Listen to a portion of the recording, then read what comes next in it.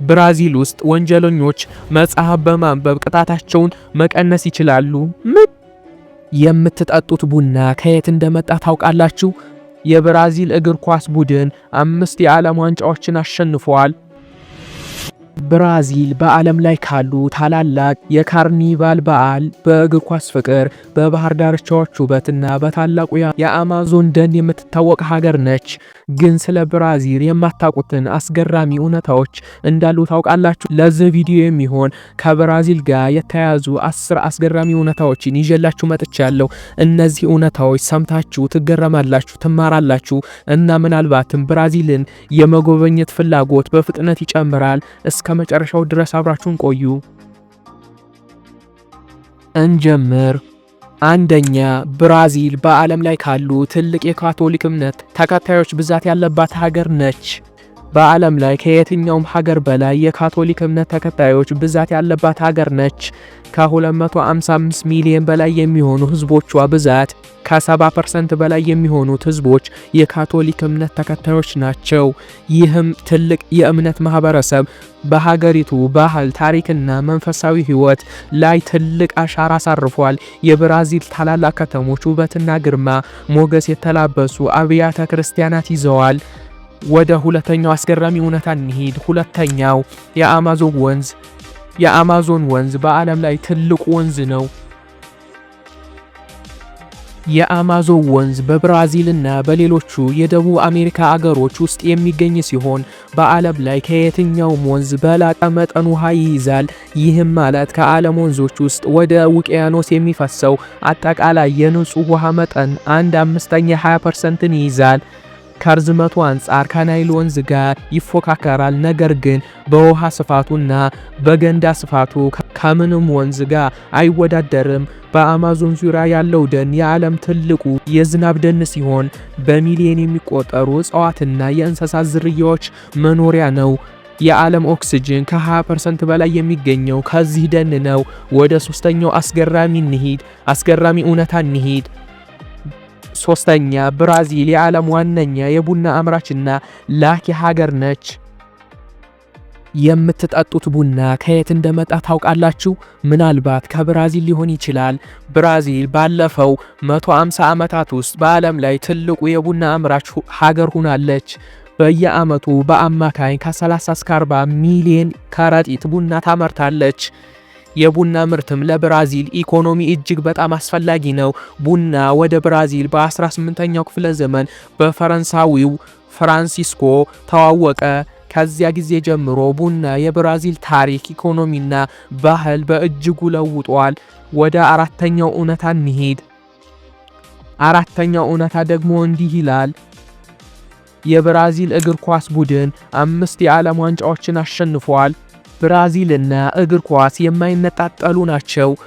ብራዚል ብሔራዊ የእግር ኳስ ቡድን በታሪክ ከማንኛውም ሀገር በላይ 5 የፊፋ የዓለም ዋንጫን ኩርቲባ ለአረንጓዴ ልማት ሞዴል ነች። በብራዚል በደቡባዊ ክፍል የምትገኘው ኩርቲባ ከተማ በዓለም ላይ ካሉ በጣም ለአካባቢ ተስማሚ ከተሞች አንዷ ነች።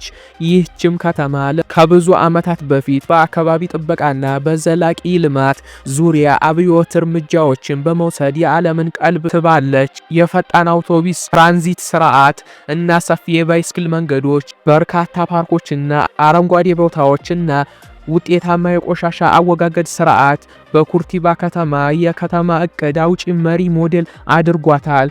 ወደ ስድስተኛው አስገራሚ እውነታ እንቀጥል። ስድስተኛው ደግሞ ይገርማል። ብራዚል ወደ 2500 የሚጠጉ የባህር ዳርቻዎች አሏት።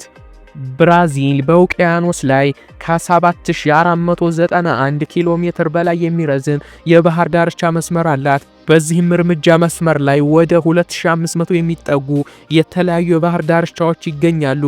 ከሪዮ ደ ጄኔሮ ታዋቂው የባህር ዳርቻዎች እስከ ያልተነገሩ አስገራሚ የባህር ዳርቻዎች አሉ።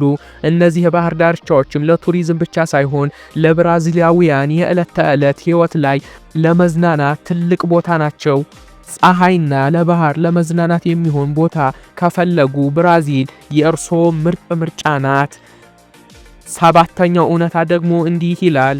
በብራዚል ቢያንስ 150 የአገሬው ተወላጆች ቋንቋ ይናገራሉ።